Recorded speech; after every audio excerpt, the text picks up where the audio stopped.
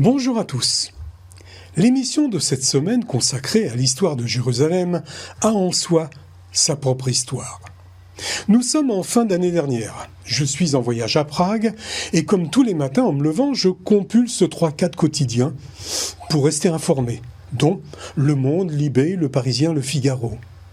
Nous sommes le 25 décembre et en dernière page de ce dernier, je lis un article qui m'interpelle. Et pour ceux qui écoutent la radio, je décris. On y voit un homme, en plein soleil, derrière lui les murailles de Jérusalem et le dôme de rocher qui scintille. Le titre, Vincent Lemire, l'histoire de Jérusalem nécessite plus d'objectivité. Vincent Lemire publie une bande dessinée sur Jérusalem, l'une des villes les plus anciennes du monde, éternellement convoitée.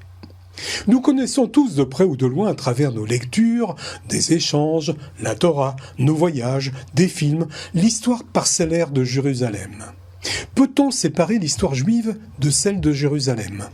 Comment fait-on rentrer 4000 ans d'histoire dans 250 pages ? Est-il possible de parler de Jérusalem objectivement ? 3 des nombreuses questions que je poserai à mon invité Vincent Lemire, historien, directeur du Centre de recherche français de Jérusalem, où il travaille depuis 25 ans et où nous pouvons le retrouver en direct. Vincent Lemire, bonjour. Bonjour. Alors une précision tout d'abord, le Centre de recherche français de Jérusalem, CRFJ, est une unité mixte de recherche dans le domaine des sciences humaines et sociales, dépendant du CNRS et du ministère des Affaires étrangères. Vincent Lemire, vous pouvez m'en dire un peu plus sur ce que vous étudiez ? Oui, en quelques mots, le CRFJ fait partie d'un réseau qui est assez mal connu, mais qui est un réseau extrêmement précieux de 27 unités mixtes de recherche à l'étranger. Il y en a à Tokyo, il y en a à Quito, il y en a à Berlin, il y en a à Oxford, il y en a en Afrique du Sud, il y en a à Addis Abeba, il y en a 27 dans le monde, et celle de Jérusalem est une de ces 27. On est très fiers parce que c'est la plus ancienne. Elle date de 1952. Le CRFJ a été fondé en 1952 par Jean Perrot. Donc on a fêté nos 70 ans l'an dernier. Et qu'est-ce qu'on fait ? On fait principalement de l'archéologie sur le territoire israélien, de l'histoire et on va dire des sciences sociales contemporaines pour mieux comprendre le monde israélo-palestinien actuel. Donc on couvre à peu près tous les champs des sciences humaines et sociales. Vincent Lemire, vous publiez l'histoire de Jérusalem en bande dessinée parue aux éditions Les Arènes. C'est votre 8e parution sur cette cité. Je le montre à la caméra de manière à ce que les gens puissent le voir. C'est un très très gros volume et qui est vraiment très important et j'ai adoré le lire. Vincent Lemire, Jérusalem, puisque c'est le 8e, mais dites-moi, Jérusalem, c'est une obsession pour vous ? Oui, ça va finir par ressembler à une obsession. J'ai commencé ma thèse sur l'eau à Jérusalem en 1999, donc effectivement, ça fait bientôt 24 ans. J'avais fait mon DEA avant déjà. J'ai pas toujours travaillé sur Jérusalem. Avant, je travaillais sur le ghetto de Venise au Moyen-Âge. Voilà, pour vous dire que j'ai traversé la Méditerranée et traversé un peu le temps. C'est surtout une passion intellectuelle pour moi, Jérusalem. C'est-à-dire que c'est un lieu où on va dire qu'il faut affiner ses outils et consolider ses outils. On ne peut pas travailler en amateur ici, non seulement parce que les tensions sont très très fortes, parce que les sensibilités sont exacerbées, mais aussi parce que les problématiques auxquelles on se heurte sont effectivement extrêmement complexes. Donc il y a un challenge intellectuel. Pour moi, c'est ça qui m'attire et qui me fait toujours revenir ici, même si parfois ce terrain de recherche me fatigue aussi un petit peu. Et c'est aussi pour ça que cette bande dessinée, elle m'a tellement plu à produire, parce que ça apporte évidemment un petit peu de légèreté dans le travail. Est-ce que c'est un choix personnel, délibéré, ou alors c'est un choix qui vous a été imposé ? Alors imposé non, mais proposé. C'est vrai que c'était pas une idée de moi, c'est une idée de mon éditeur, Les Arènes, qui m'a dit il faut faire une histoire de Jérusalem en bande dessinée. Et de fait, je pense que les gens qui nous regardent sont en train de réfléchir, se disent mais est-ce que ça existait une histoire de Jérusalem en bande dessinée ? Non. ni en français, ni dans aucune langue. On a plein de bibles en bande dessinée pour les petits, les moyens, les grands. On a plein d'éléments de l'histoire biblique, on va dire, en bande dessinée. On peut avoir des choses un peu plus ponctuelles sur les croisades, ou sur le conflit israélo-palestinien, ou des choses comme ça. Mais une histoire de Jérusalem en bande dessinée, ça n'existait pas. Et donc, évidemment, il y avait forcément une demande, un besoin. Le dernier livre sur Jérusalem en bande dessinée qui a eu un gros succès, c'est Chroniques de Jérusalem de Guy Delisle, qui était sorti en 2012. Un livre qui a été très bien reçu parce que beaucoup de gens considéraient que c'était une photographie, un panorama de la ville actuelle, assez équilibré, assez honnête. Mais voilà, c'était une photographie d'aujourd'hui, quoi. Ce qui manquait, c'était tout l'historique.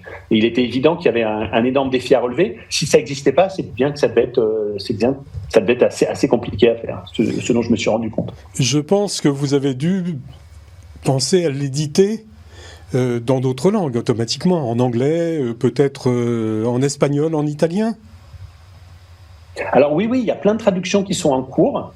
On est également aussi en train de travailler à des traductions en hébreu et en arabe, qui vont évidemment prendre un petit peu plus de temps, parce qu'il va falloir retourner tout le sens de lecture. Hein. C'est pas seulement comme un manga, on dit c'est pas un problème d'ouvrir le livre entre guillemets à l'envers. Hein. Le problème, c'est que pour une bande dessinée, il faut que tout soit remis dans le bon sens.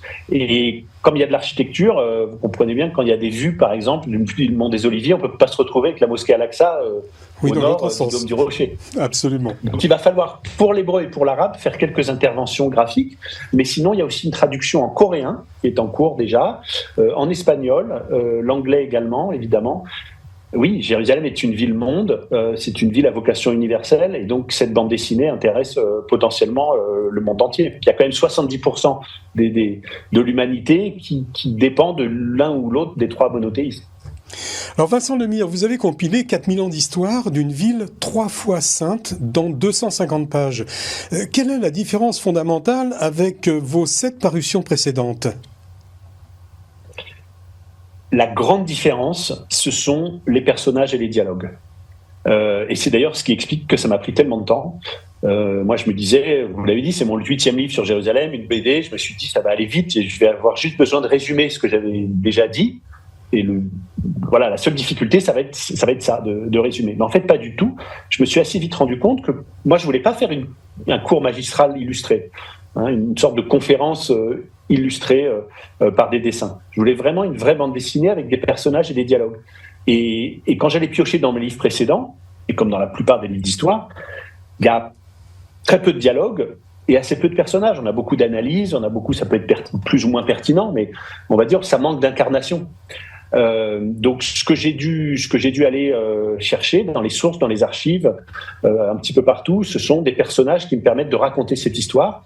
Et j'ai poussé le vice assez loin, puisque je crois que c'est la première fois dans l'histoire de la bande dessinée qu'on crée une bande dessinée aussi importante, 250 pages, où 95% des dialogues sont tirés des sources. C'est-à-dire que je n'ai pas inventé les dialogues, je les ai extraits d'une correspondance, d'une lettre, d'un journal de voyage, d'un roman. Voilà, tout ce qui est dialogué est tiré des sources. Oui, effectivement, on retrouve toute la bibliographie à la fin de l'ouvrage. Il vous a fallu 6 années de travail pour rassembler les textes, les sources bibliques, bibliographiques, et ensuite faire dessiner, choisir les dessins, associer les bulles au dessin, les rendre explicites. Qu'est-ce qu'apporte la bande dessinée de plus que la description chronographique ? Vincent Lemire, vous pensez, par exemple, comme au cinéma, que l'on peut dire ou sous-entendre davantage de choses et beaucoup plus rapidement avec simplement une image? Ah oui, je pense que quand on feuillette cette bande dessinée, on s'en rend compte. Et moi, le plaisir que j'avais quand je recevais les premières planches dessinées par Christophe Gauthier, le dessinateur, on s'organisait comme ça. C'est-à-dire, c'est moi qui faisais le scénario, qui écrit bulle 1, bulle 2, cartouche 1, cartouche 2, bande 3. Et je faisais également ce qu'on appelle le storyboard, c'est-à-dire sur une page, je dessinais un peu avec des bonhommes patates et des bâtiments très très grossiers, ce qui devait être présenté. Ça m'aidait à rentrer dans une écriture de type bande dessinée. Mais effectivement, quand Christophe Gauthier me renvoyait les premières planches, le fait de voir mes personnages habillés, parler, interagir, ajoute du sens. Je ne sais pas comment dire. Ça concrétise les choses. Quand on voit Ben Yehuda qui arrive à Jérusalem en 1881, j'avais déjà lu les mémoires de Ben Yehuda, et qui ressent un choc, d'une certaine manière une déception ou un effroi. Enfin, c'est des choses très très complexes qui se passent dans son esprit. Le fait de le dessiner, ça a une portée bien plus forte pour le lecteur. Il faut d'ailleurs s'en méfier, parce que voilà, ça oblige aussi à une certaine délicatesse. Moi, je voulais que ce soit une bande dessinée qui soit très accueillante pour tous les lecteurs, qu'ils soient juifs, chrétiens, musulmans, athées, voilà, de partout, de toutes obédiences. Et donc ça aussi, ça demande beaucoup de travail, parce qu'il faut, dans la forme, être le plus délicat possible, sans être non plus tiède. Il faut aussi qu'il y ait quand même un petit peu d'humour, un petit peu de surprise par moment. Mais voilà, c'est un savant dosage. Vous avez pris le parti pris de prendre pour guide un olivier et de le faire voyager à travers les âges. Vincent Lemire, pour vous, l'olivier, c'est quoi ? C'est l'arbre qui symbolise le plus la vie, la terre, le ciel, l'espace, le temps ?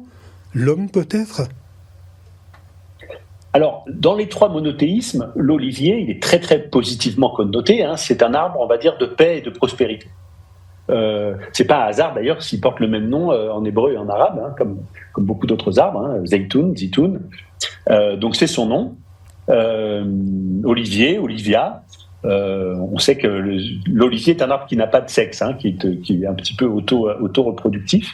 Il a énormément d'avantages, cet arbre. C'est qu'il est positivement connoté dans les 3 monothéismes, mais en même temps, il est ni juif, ni chrétien, ni musulman. Donc ça me permettait d'avoir un narrateur qui avait justement cette neutralité, cette objectivité dont vous avez parlé. Le deuxième avantage, c'est qu'il est réputé pouvoir vivre plusieurs millénaires. Théoriquement, il peut ne jamais mourir. C'est un arbre qui s'auto-régénère.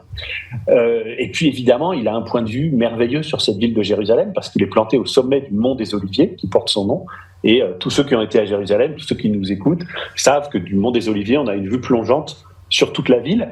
Et ça apporte autre chose, je pense, au lecteur. Parce que vous avez dit, c'est 250 pages. Bon, on a fait tout l'effort possible pour que ce soit le plus accessible. Voilà, c'est 10 chapitres de 25 pages. Mais bon, il y a quand même une forte densité d'informations. Il y a des conquérants, il y a des voyageurs, il y a des visiteurs, il y a des conflits, il y a beaucoup de choses. Et régulièrement, le lecteur se retrouve au pied, j'allais dire, de son arbre, parce que petit à petit, ils deviennent intimes, de son olivier, souvent le soir, et il regarde Jérusalem.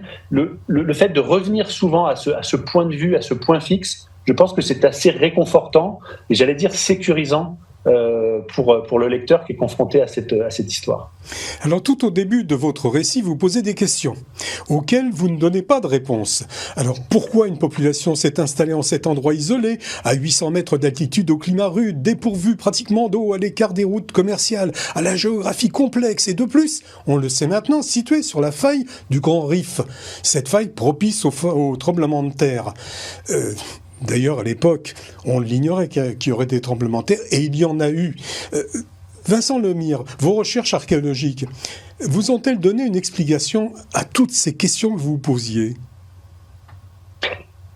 C'est une question que je pose, c'est une question que beaucoup d'historiens et d'archéologues se posent. Pourquoi Jérusalem est devenue ce berceau commun des 3 monothéismes ? Pourquoi c'est là qu'on a inventé le monothéisme ?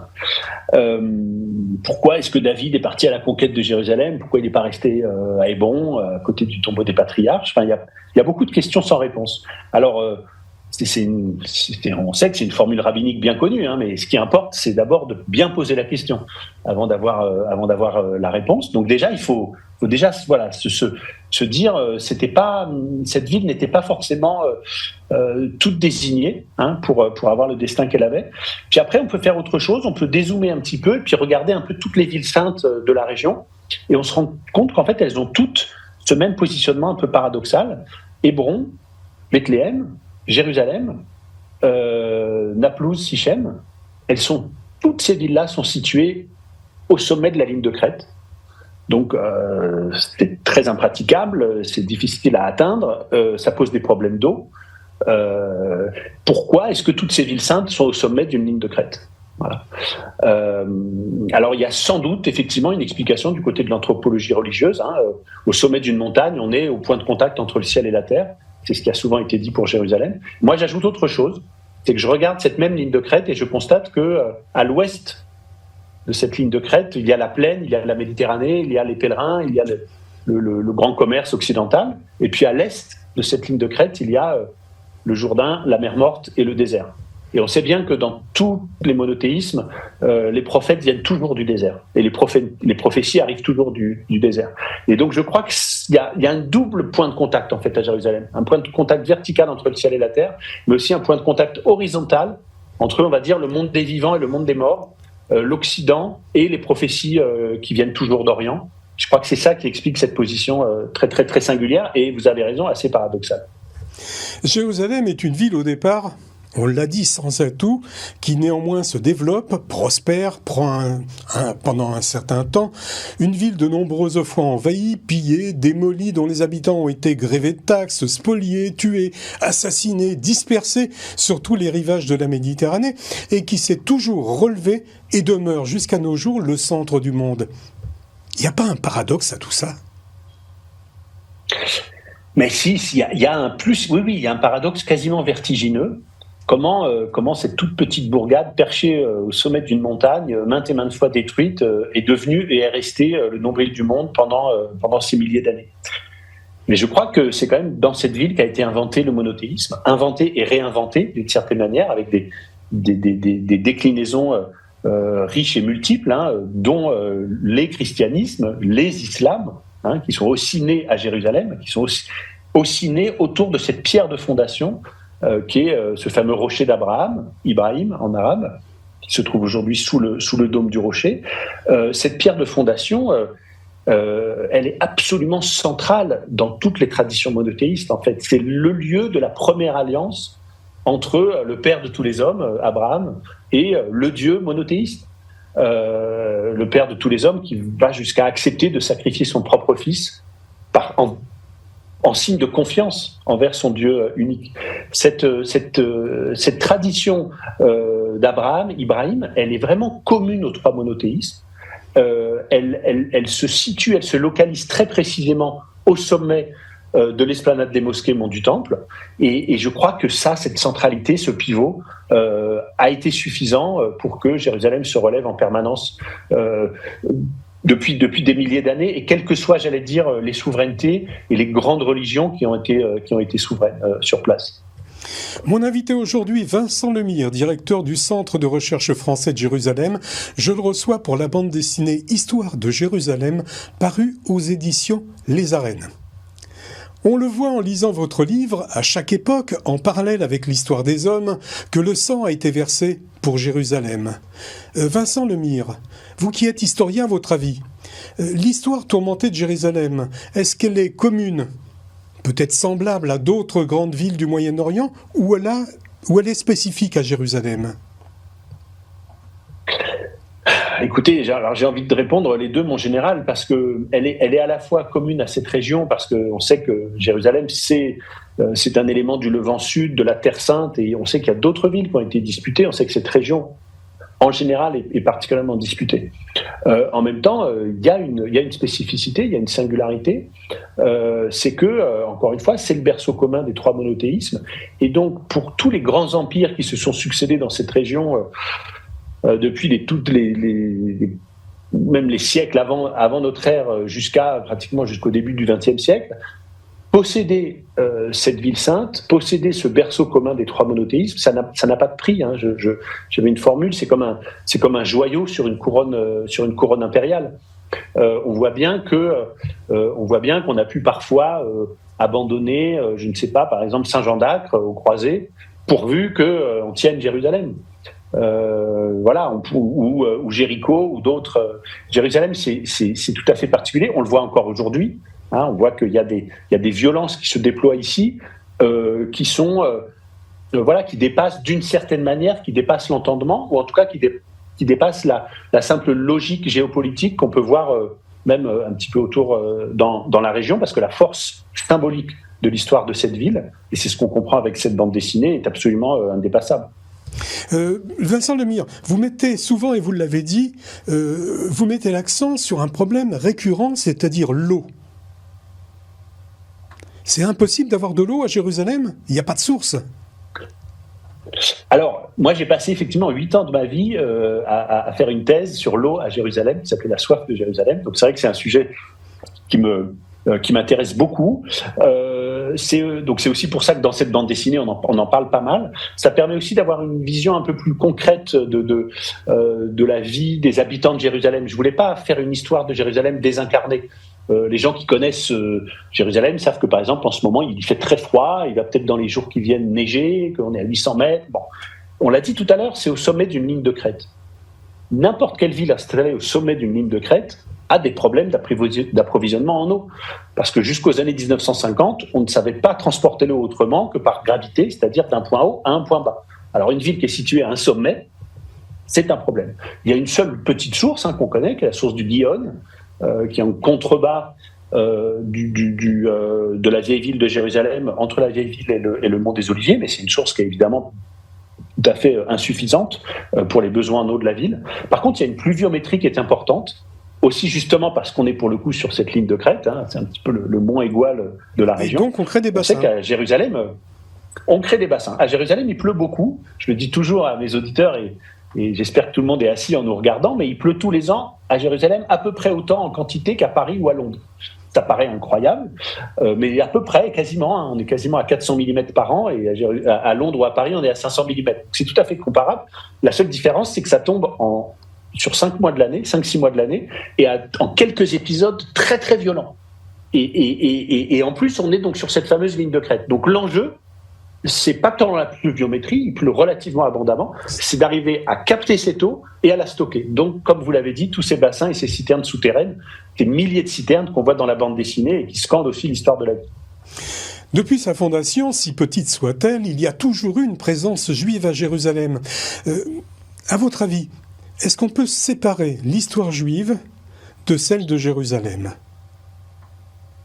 Alors, là aussi, il faudrait avoir une réponse balancée, nuancée. C'est pas pour faire une réponse de Normand, mais il faut aussi insister sur le fait que une bonne partie de l'histoire juive et même de l'identité juive s'est écrite en dehors de Jérusalem, et même à l'occasion des exils. On le sait, je ne suis pas du tout le premier à le dire, mais on sait combien l'exil à Babylone a été fondamental pour transformer, on va Exactement. dire, pour passer faire que les Judéens inventent le judaïsme, la fixation des textes, etc. On sait combien toutes les expériences d'exil sont importantes. On sait aussi combien la destruction du premier temple puis du second temple ont été des expériences fondatrices, que le judaïsme sans le temple, c'est très important, le judaïsme des rabbins, tout ça. Ayant dit ça, il faut effectivement aussi rappeler, et c'est ce qui est présent dans cette bande dessinée, que les communautés juives ont toujours été présentes à Jérusalem, à de très rares exceptions près. Les rares exceptions, on le sait, c'est en particulier à la période des croisades. Il faut le rappeler parce que ça peut être utile à rappeler en 2023. C'est pas pour repeindre tout en rose, mais de rappeler que les seuls moments où les Juifs ont véritablement été exclus de Jérusalem, c'est des moments où il y avait une souveraineté chrétienne sur la ville. Et au contraire, au moment des reconquêtes musulmanes, c'est le cas en particulier pour Saladin, il faisait revenir les communautés juives, aussi pour repeupler, pour relancer le commerce, etc. Donc oui, il y a une forme de continuité. Il y a évidemment une centralité de Jérusalem dans la culture juive. Cette centralité, elle a des on pourrait dire des hauts et des bas.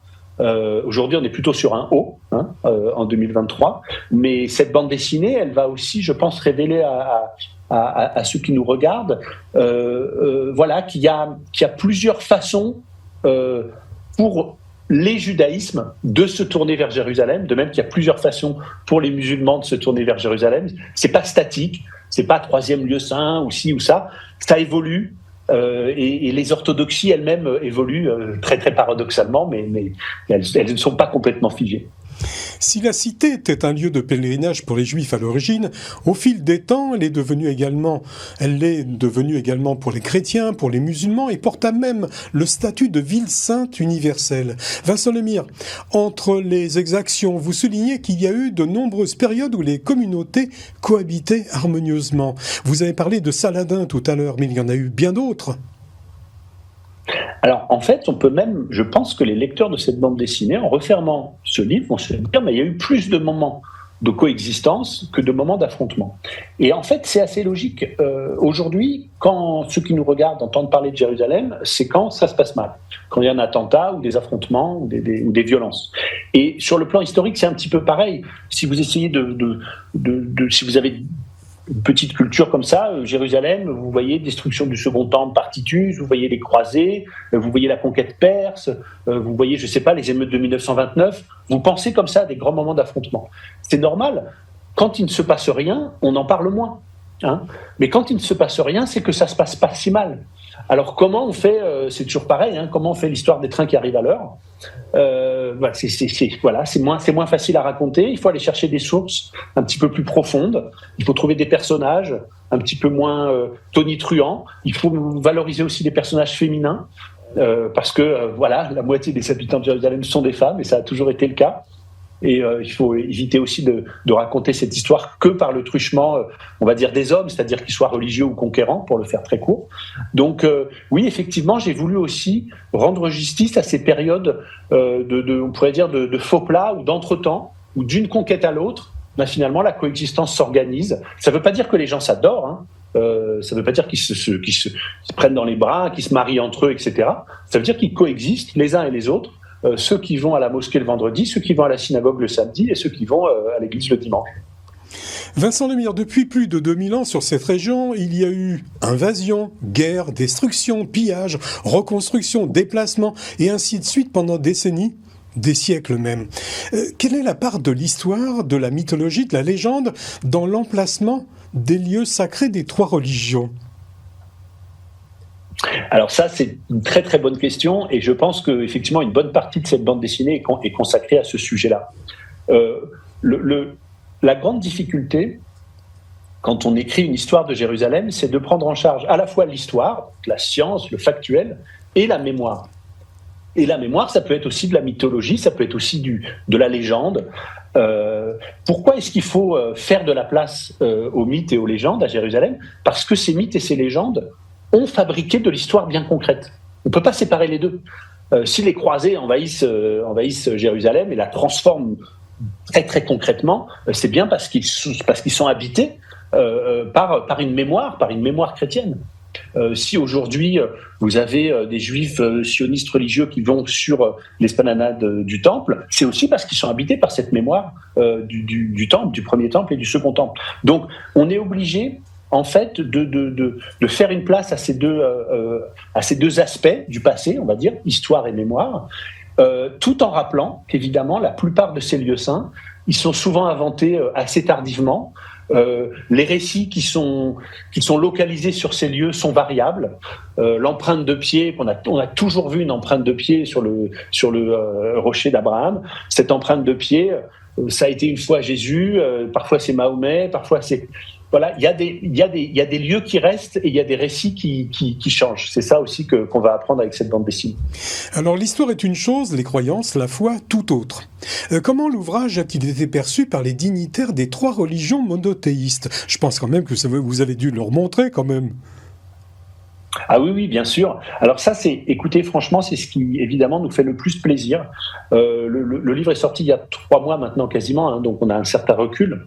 Et ce qui nous fait le plus plaisir, c'est de voir sa réception très large dans toutes les communautés religieuses. On le voit, y compris dans la couverture médiatique. On a énormément d'articles dans la presse communautaire juive, dans les radios et télévisions communautaires juives, y compris franco-israéliennes ici. On a une très très bonne réception dans les médias communautaires musulmans. Je pense à la Fondation Lumière d'Islam, à la Fondation pour l'Islam de France, à Safir News. Enfin, on a eu beaucoup d'articles, dans des médias communautaires musulmans, et puis également dans des médias communautaires chrétiens, La Croix, Terre Sainte Magazine, et beaucoup d'autres, La Vie. Donc ça, évidemment, pour nous, c'est au-delà du succès quantitatif de cette bande dessinée, du fait qu'elle se vend très bien et qu'elle est en train d'être traduite dans plusieurs langues. J'allais dire, il y a un succès qualitatif. C'est-à-dire le fait qu'elle soit reçue et bien reçue dans des milieux différents, par des lecteurs différents, par des gens qui sont croyants ou qui ne sont pas croyants, encore une fois, par des juifs ou des musulmans ou des chrétiens, ça nous rend d'une certaine manière assez optimistes. Ça veut dire qu'avec beaucoup de travail et beaucoup de délicatesse et beaucoup de rigueur, et de prudence aussi, il faut être, bien sûr, il faut être prudent, on peut arriver à créer ce qu'on appellerait aujourd'hui un récit inclusif, c'est-à-dire un récit, ça ne veut pas dire que tout le monde est d'accord avec tout, mais ça veut dire que tout le monde s'y retrouve d'une certaine manière. Tout le monde se sent accueilli à l'intérieur de ce récit. Tout le monde apprend des choses sur l'autre. Et ça, je crois que voilà, ça donne, oui, d'une certaine manière, ça donne de l'espoir. 6 ans de travail, vraiment, ça se sent. Question personnelle, Vincent Lemire. Sans verser vers la politique, est-ce qu'on peut rester neutre quand on parle de Jérusalem? Autre question aussi. Est-ce qu'on peut conserver son objectivité quand on vit depuis 25 ans à Jérusalem? Alors, j'allais dire, grâce à Dieu, je ne vis pas en permanence à Jérusalem. Je fais des allers-retours fréquents en France, qui est mon camp de base. J'y passe parfois plusieurs années, puis je reviens. Ce que je veux dire par là, c'est que j'ai des respirations. Et c'est important, parce que Jérusalem est une ville... c'est une ville très très intense, électrique, où on pourrait perdre effectivement de sa lucidité, peut-être aussi de son acuité ou de son sang-froid si on y passait trop de temps. Donc moi, je fais très très attention à faire ces allers-retours. Et puis la deuxième chose, je suis historien, je suis agrégé d'histoire, si vous voulez, c'est toute une méthodologie. C'est comme je sais pas, je vais prendre une image qui peut paraître peut-être un peu excessive, mais c'est comme si vous demandiez à un chirurgien c'est difficile de pas trembler quand vous opérez quelqu'un. Alors oui, c'est difficile de pas trembler, mais en fait la question se pose pas en fait. C'est trop dangereux. C'est trop dangereux. Et ça fait partie de notre métier, moi je considère de notre éthique. On est des historiens, il faut le rappeler, payés par de l'argent public. Je veux dire, l'université française, les centres de recherche, le CNRS, tout ça. Donc, on est là pour quoi? On est là pour, le plus possible, restituer nos recherches fondamentales auprès d'un grand public et auprès de tous les grands publics. Et à Jérusalem, voilà, j'ai pas besoin de développer ce que je viens de dire. S'adresser à tout le monde, rester le plus neutre et le plus objectif possible, pour moi, c'est pas un élément accessoire de mon métier. Quand je travaille sur Jérusalem, c'est vraiment au cœur de mon engagement. C'est aussi pour ça que la plupart de mes livres sont traduits dans plusieurs langues, mais y compris en hébreu et en arabe. Et par exemple, pour l'avant-dernier, il est traduit en arabe à Beyrouth et en hébreu à l'Université hébraïque de Jérusalem. Le même livre d'histoire sur Jérusalem. Je ne sais pas si c'est si commun, mais pour moi, en tout cas, c'est un engagement de toute une vie. Alors, je vais vous poser quelques petites questions en vrac, parce que j'ai lu jusqu'au bout, j'ai lu votre ouvrage, et puis il y a des petites choses qui m'ont interloqué. Comme par exemple, page 24. J'ai sursauté en lisant que l'existence du roi Salomon reste discutée. L'existence du roi Salomon est discutée ? Alors oui, c'est qu'en fait, j'ai essayé dans ces premières pages, où la plupart de nos sources sont des sources bibliques, on le sait, et on connaît les débats très importants, y compris parmi les archéologues israéliens, sur l'usage des sources textuelles bibliques ou non. Donc ce que je rappelle, c'est que le roi Salomon, son père, le roi David, sont des figures bibliques qui sans doute ont une base historique, mais évidemment, la façon dont on les présente dans la Bible et la façon dont on présente les hauts faits de David et de Salomon sont sans doute très largement exagérés. Et je voulais juste dans cette double page, parce qu'après vous avez vu, en fait, j'essaie de montrer comment le toponyme Salomon, qui soit d'ailleurs plutôt en hébreu ou plutôt en arabe, Sliman, est omniprésent dans la ville de Jérusalem. C'est pour montrer que le vrai saint patron de Jérusalem, c'est Salomon. Donc, à la limite, que son existence historique importe peu au-delà de son existence mémorielle qui est omniprésente dans Jérusalem. Alors, autre petit point que j'ai soulevé, page 34, Alexandre le Grand se serait prosterné devant le grand prêtre, qui avait fait ouvrir les portes de Jérusalem quand il est arrivé pour sa conquête. Est-ce que c'est un fait historique ou une légende ? Alors c'est pareil, là je laisse le point d'interrogation, ce récit de la rencontre entre Alexandre et le grand prêtre Jadous, c'est sans doute légendaire, la plupart des historiens considèrent que Alexandre n'avait pas de raison de se détourner de son chemin et de monter jusqu'à Jérusalem, de même d'ailleurs que Napoléon non plus, de même que beaucoup de grands conquérants qu'on a fait faire le détour jusqu'à Jérusalem ne l'ont sans doute pas fait, parce qu'ils avaient d'une certaine manière d'autres chats à fouetter. Ils avaient, on va dire, des objectifs géopolitiques et militaires, géostratégiques bien plus importants. Et donc, il était logique qu'ils ne montent pas jusqu'à Jérusalem. Mais il est logique que la légende les fasse monter jusqu'à Jérusalem. Et c'est ça qui est intéressant, c'est que la visite d'Alexandre, elle a aussi des incidences, parce que c'est comme le calife Omar. Je prouve aussi que le calife Omar n'est sans doute pas allé à Jérusalem. Vous vous rendez compte le nombre de mosquées qui s'appellent la mosquée d'Omar dans la vieille ville. Quand je dis à mes amis musulmans, vous savez, a priori, le calife Omar, il n'était pas à Jérusalem, il était à Eilat à ce moment-là. Bon, c'est l'effet sursauté aussi. Mais c'est pas une remise en cause. C'est juste rappeler qu'il y a l'histoire et qu'il y a la mémoire, qu'il y a la mémoire n'est pas moins légitime que l'histoire, elle y participe de toute façon. Mais évidemment, moi, mon travail, mon métier, j'allais dire, c'est de remettre les choses un petit peu à leur place. Page 49, vous précisez, à Rome, l'arc de triomphe de Titus commémore la prise de Jérusalem, le pillage de son trésor, et que l'on n'a pas retrouvé la Ménorah. Alors, la Ménorah, c'est pas elle qui a servi à payer le Colisée ? L'édification du Colisée ? Donc c'est une des. Non, c'est une des hypothèses. La Ménorah de Rome, on pourrait faire, il y a des piles et des piles de romans et d'hypothèses et d'imaginaires, jusqu'à est-ce qu'elle n'est pas conservée dans le musée secret du Vatican, avec le Da Vinci Code, enfin tout ça, on retombe un petit peu toujours sur les mêmes histoires. Cette petite mention, c'était aussi pour rappeler ça, c'est que l'histoire de Jérusalem, c'est une histoire universelle, y compris sur le plan très concret, c'est-à-dire qu'il y a des objets qui sans doute ont été réels à un moment, peut-être imaginaires à d'autres moments, dont même l'absence continue de faire, j'allais dire, de faire turbuler les esprits plusieurs centaines d'années après. Et ça, je crois que c'est ce qu'on voit aussi dans cette bande dessinée, c'est que l'histoire de Jérusalem, elle est à la fois très très locale, c'est une toute petite ville, et en même temps c'est une histoire mondiale, c'est une histoire universelle, ne serait-ce que parce que tous les empires ont essayé de s'en emparer.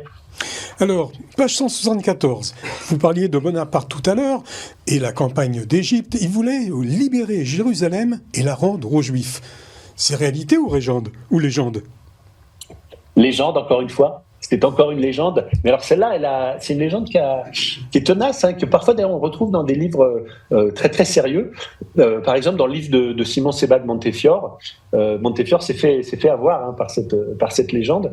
Il y a toute une série d'historiens extrêmement calés qui ont travaillé pendant des mois et des mois pour démontrer que c'était un faux au départ. C'est ce qu'on appelle une fausse nouvelle, une fake news. Mais une fake news, ça peut être imprimé. Et à partir c'est pas parce que c'est imprimé, même dans une gazette française, que c'est forcément vrai. Et on peut même imaginer qu'à cette époque, il était peut-être presque plus facile de fabriquer des fake news qu'aujourd'hui. On est toujours très très inquiet aujourd'hui, mais bon. Donc non, c'est encore une légende, mais encore une légende très signifiante. Bonaparte, à l'époque, pendant cette campagne en Orient, doit faire savoir à l'opinion publique française et occidentale qu'il est passé par Jérusalem, parce que c'est ça évidemment qui va. Alors qu'il n'y est jamais passé. Déterminer. Il n'y est jamais passé. Il est resté dans la plaine littorale à s'occuper de ces pauvres soldats qui souffraient de la peste. Page 905, vous soutenez que Théodore Herzl voyait un sionisme se développer en Palestine avec, et je vous cite, une entente fraternelle symbole d'une paix universelle, mais bien sûr sous tutelle ottomane. Il n'y a pas une contradiction là ?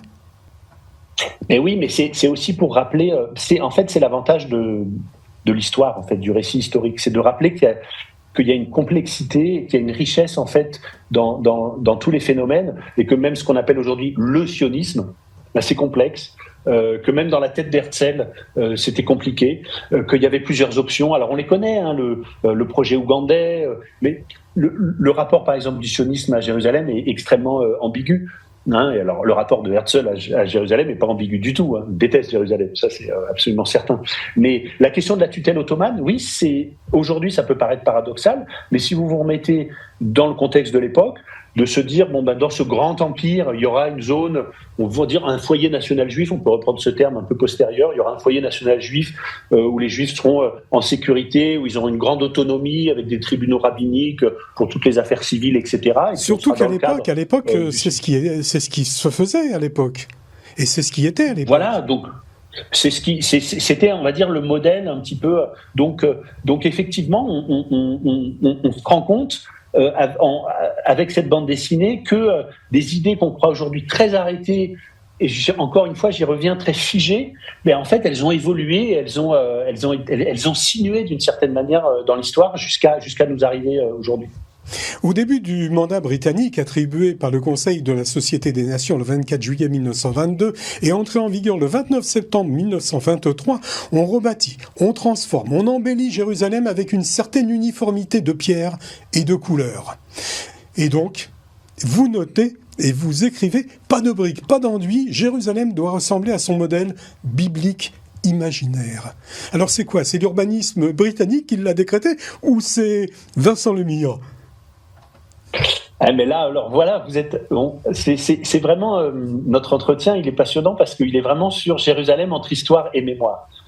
L'imaginaire biblique, c'est à la fois un fantasme, comme son nom l'indique, et en même temps, c'est un fait historique parce que petit à petit, il va s'imposer aux choses. Aujourd'hui, quand vous marchez dans Jérusalem, est ou ouest, vous voyez que tous les bâtiments, même les bâtiments les plus modernes, sont recouverts de cette fameuse pierre de Jérusalem.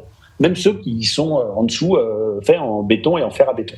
Ça veut dire qu'on cherche à plaquer sur une réalité d'aujourd'hui, de 2023, un imaginaire biblique, c'est-à-dire il n'y a pas besoin d'avoir fait beaucoup d'archéologie pour se dire que oui, il y a 2000 ans, les maisons devaient être construites toutes en pierre calcaire du coin, cette fameuse pierre calcaire, blond, ocre, parfois tirant sur les roses. Donc c'est pour montrer que l'imaginaire à Jérusalem, c'est pas quelque chose de séparé du concret. L'imaginaire produit de l'histoire, produit du concret, produit des bâtiments, transforme des paysages parfois. Et l'historien, qu'est-ce qu'il doit faire ? C'est pas à lui de créer les imaginaires, bien sûr. Donc pour répondre à votre question, c'est pas l'imaginaire de Vincent Lemire, mais c'est l'imaginaire dont Vincent Lemire essaye d'être l'historien. Voilà, tout imaginaire a une histoire. Et dans cette BD, on va comme ça pendant 250 pages parcourir l'histoire des imaginaires de Jérusalem jusqu'à aujourd'hui et peut-être jusqu'à demain. Alors, quelle est votre intuition pour Jérusalem pour les 20 prochaines années ? J'ai trouvé votre vision du futur pour Jérusalem assez pessimiste. Vous la voyez ville-musée, parc d'attractions genre Holy Land, cité internationale, ville théocratique religieuse. Vous ne la voyez pas israélienne ? Alors, il y a des gens qui, au contraire, me disent que c'est un peu optimiste parce que vous aurez noté que la toute dernière case de la bande dessinée, qui est un petit peu, qui est par définition conclusive, est plutôt optimiste, c'est-à-dire une capitale apaisée dans laquelle vivent à la fois des laïcs et des religieux, à la fois des Arabes palestiniens et des Juifs israéliens, qui est la capitale de deux États vivant en bonne entente et en bonne coexistence. Donc, c'est plutôt cette dernière case qui est optimiste. Après, c'est vrai qu'aujourd'hui, on a aussi des raisons, on va dire, d'être un petit peu inquiet. On voit que les affrontements sont quand même assez fréquents. La ville-musée Bible Land, effectivement, là, c'est plutôt un petit peu pour s'en amuser, mais c'est une menace qui ne pèse pas que sur Jérusalem, qui pèse sur Venise, qui pèse sur Florence, qui pèse peut-être même sur Paris et d'autres villes de notre belle Europe, c'est-à-dire ces grandes villes qui sont en train de se transformer il y a eu à peu près une vingtaine d'années une perspective pour un Holy Land en Israël. Ah oui, j'imagine. Et puis il y a toutes il y en a d'autres aux États-Unis. Et puis il y a aussi des terres saintes miniatures, etc. Il y a toute une demande très très très importante. Donc voilà, cette dernière double page, si vous voulez, elle essaye en fait elle essaie deux choses. Elle essaie d'abord de dire au lecteur, écoute, regarde, on est en 2023, l'horizon a l'air bouché, il y a des affrontements, il y a ci, il y a ça, mais tu viens de parcourir 4000 ans d'histoire grâce à cet Olivier Zitoun. L'histoire ne va pas se terminer en 2023. Jérusalem va sans doute nous survivre à tous. Il n'y a pas de raison. Et cet avenir, il est ouvert. C'est aussi pour ça que je donne la parole tout à la fin à deux petits Olivier, qui sont d'une certaine manière les rejetons, les enfants du vieux Zeytoun qui est un petit peu fatigué. Voilà, donc non, moi je dirais pas que c'est pessimiste. Encore une fois, on m'a dit trop pessimiste ou trop optimiste. J'essaye d'être comme d'habitude un petit peu équilibré, et surtout vraiment cette double page elle est ouverte. Je crois que le lecteur doit se dire voilà, ce sont des avenirs possibles pour la ville, et évidemment il faut essayer d'éviter le pire et de choisir le meilleur. Vincent Lemire, j'aurais encore beaucoup de questions à vous poser, mais malheureusement le temps imparti à cette émission n'y suffirait pas. Je ne peux que conseiller de lire votre ouvrage Histoire de Jérusalem en bande dessinée, paru aux éditions Les Arènes. Et pour ceux que cela peut intéresser, grâce à Vincent Lemire, j'ai découvert que les Frères Lumière avaient tourné en 1897 des films sur la vie cosmopolite de Jérusalem, où une vie où on voit juifs, arabes, chrétiens se côtoyer. Et pour ceux qui veulent les visionner, j'ai retrouvé ces films sur YouTube en tapant simplement Jérusalem des Frères Lumière. Voilà. Merci Vincent Lemire, merci de nous avoir fait découvrir des pans entiers de notre histoire. Merci à vous, merci beaucoup.